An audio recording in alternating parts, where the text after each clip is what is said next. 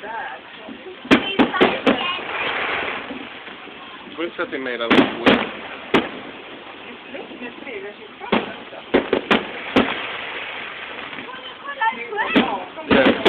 Nu sätter ett mail till Expressen så att det brinner i Dubai Marina.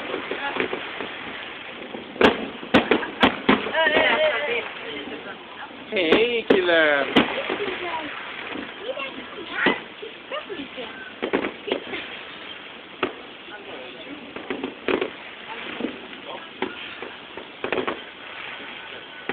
Looks at it, Mark. Yeah, Dubai Marina. Judah, you see better up.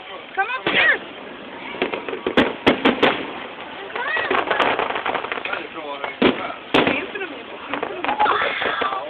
Hej det där!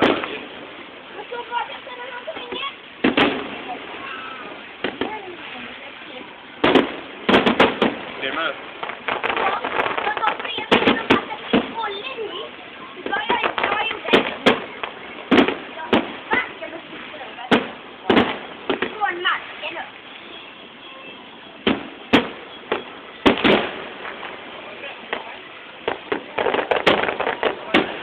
Fan vad läckert det är vattnet som sagt.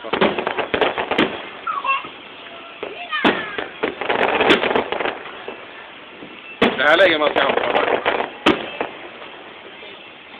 Terroristattack i Dubai. Tog 2 dagar upptäcka. Nej, snart är jag uppe på punkten.